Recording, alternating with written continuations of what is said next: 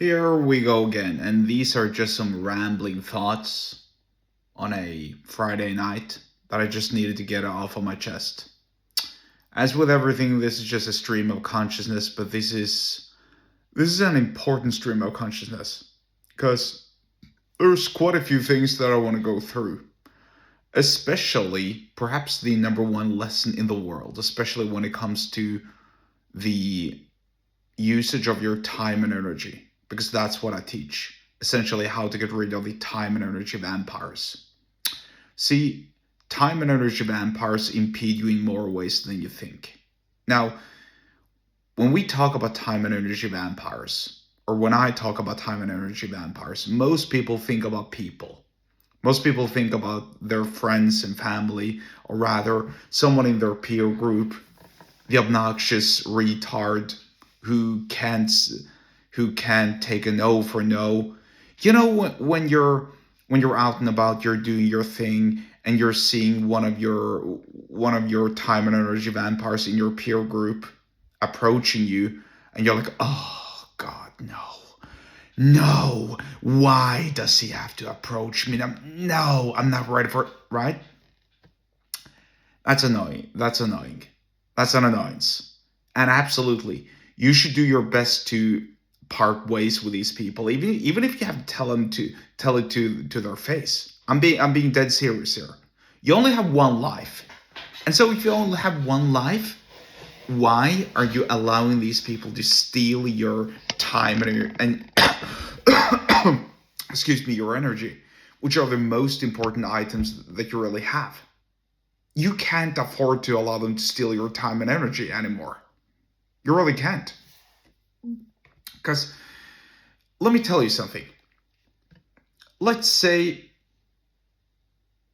you're on your deathbed, and your entire life you've been wanting to build model airplanes. Fun fact, I used to have that as a hobby when I was a kid. Who knows? Maybe I'll revive my interest for model airplanes at some later point in life, but right now I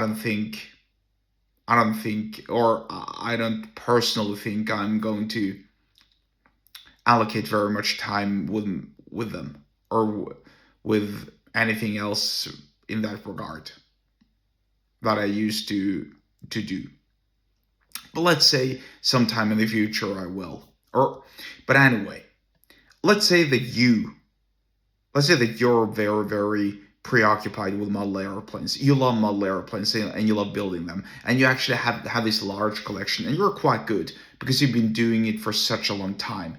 But you have this nagging, annoying so-called friend who makes fun of you, who mocks you, who tells jokes about you, who presents you to your other friends as some sort of a child, who laughs at you, who speaks ill of you behind your back, and eventually he forces you to quit because you're so sick and tired of his bullying. You're so sick and tired of all the nasty things that he's telling you.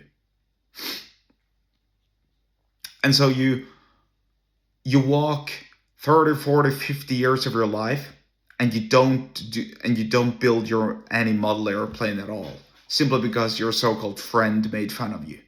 Is that a life worth living? When you're on your deathbed, and you know that with any breath now you could pass away. Is that a life worth living? Now that your friend has made you cower into submission, you didn't dare to build a model airplane simply because your friend made fun of you. You didn't dare to dance because your friends made fun of you. You didn't dare to be who you really are because your friends made fun of you. And I mean it sincerely. I mean it genuinely.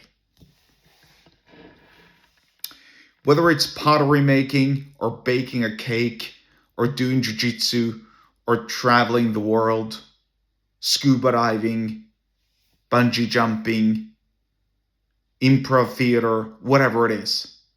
Why didn't you at least attempt or try it? Seriously, why didn't you do it? Why did you allow the naysayers to make you fold? It is literally why I introduced the most important word in the world that you need to get much better at saying. You need to improve your abilities to uttering this word. The word is simple. It is no. No, I don't listen to you. No, your words have no meaning. No, I don't care about your opinion. No, I refuse to listen to your silly ass jokes. No, you cannot make me cower into submission.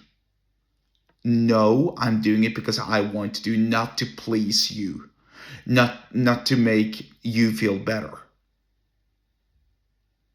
There are adults living their lives and they're deeply unhappy. You can see it in their eyes. I see them all the time.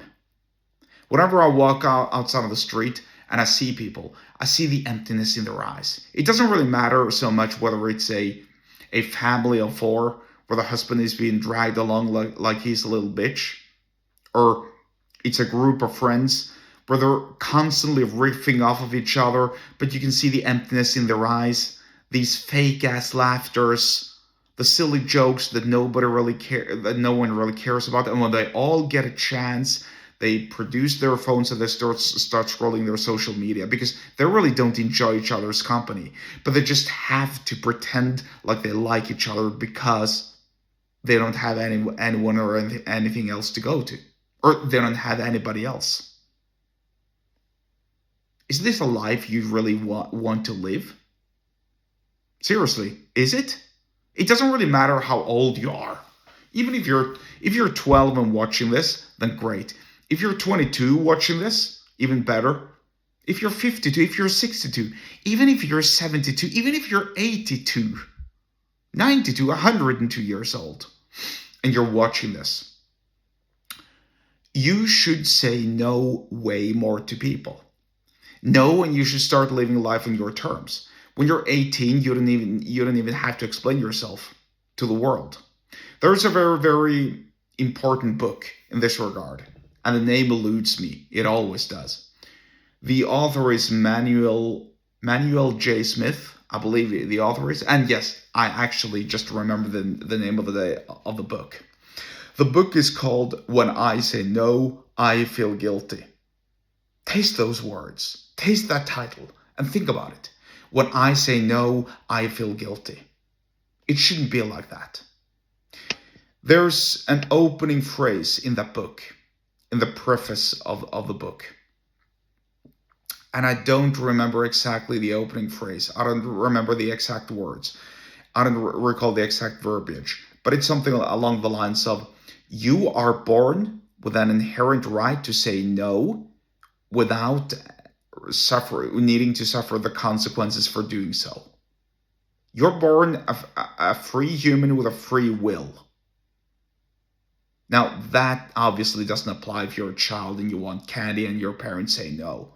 But you already understand that. And by the way, let's just put it simply, just for the sake of everyone. This is for everyone who's 18 years plus. If you're below the age of 18, if you're a minor, then tough luck, buddy. Do as your parents tell you. What more can I say? Anyway, once you're 18 and above, you are free to say no. You can say no, and you should say no more. There are so many people who walk around and they're slaves of their own peer groups. They're slaves of their own thoughts. They're slaves of the system, really. They're watching the news.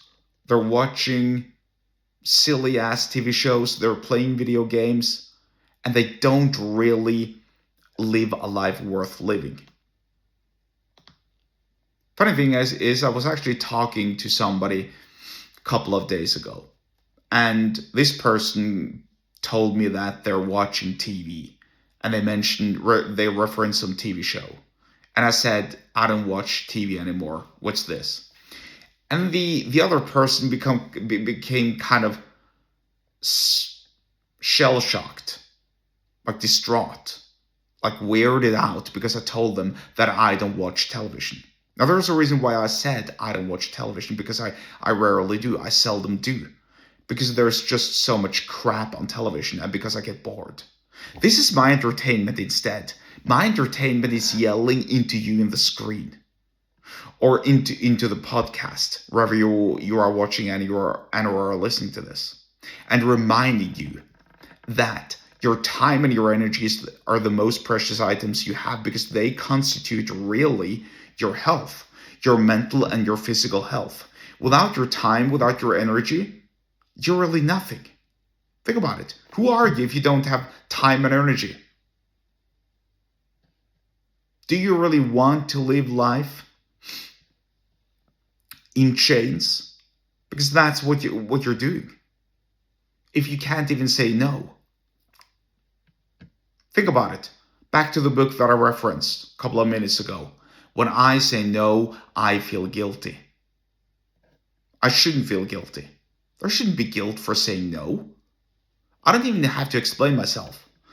If somebody calls me, if a friend or an acquaintance or somebody I know calls me and he asks me, hey, do you want to come to the party tomorrow? And I say no. Then I don't have to explain myself. And this is actually a great litmus test for finding out who's an energy vampire and who's not.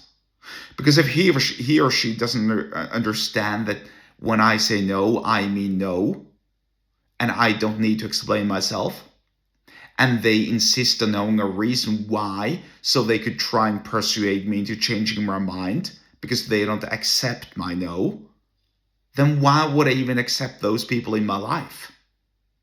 This is the same sort of attitude that makes you cower, that makes you submit to their wills, to their desires, to their views, to their opinions. And if you extrapolate this way of living,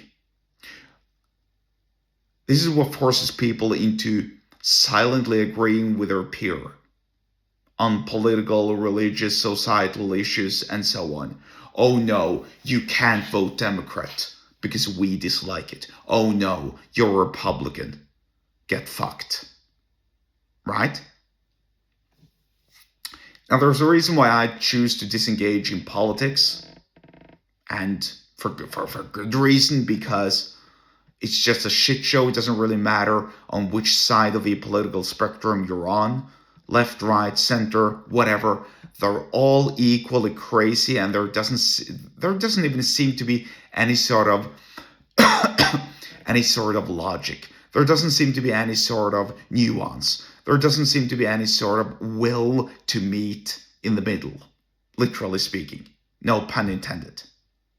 Now, be that as it may, I don't really care. But you get the idea, right?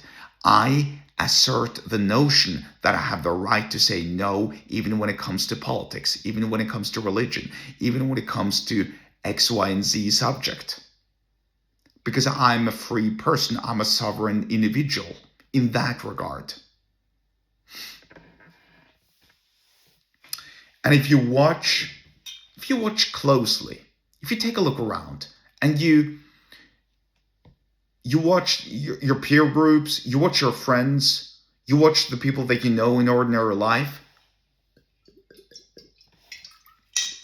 are they really free? Are they really free? Are they really enjoying what they're doing? Do they dare to say no? Do they dare to face a little adversity and resistance? And do they dare to live life on their own terms? Because people who dare to say no, especially when it matters, those are oftentimes the most sincere and honest people, because they're very, very, well, they're, like I said, they're honest. No, I don't want to go. No, I don't want to do it. No, I'm not doing that. No, I'm not having that food. No, I'm not wasting my money on this crap. But why can't you do it? Why can't you be one of us? Because I'm not one of you. I'm one of me. Think about that. I'm one of me. I'm not one of you. Imagine how much better the world would really be if people were honest and sincere to each other all the time. And we didn't have to walk around and second guess people and pretend that you all agree, that you're all hand holding each other's sticks, pretending to walk in the same direction when you're really not. Because one person wants to go to the left, one person wants to go to the right. And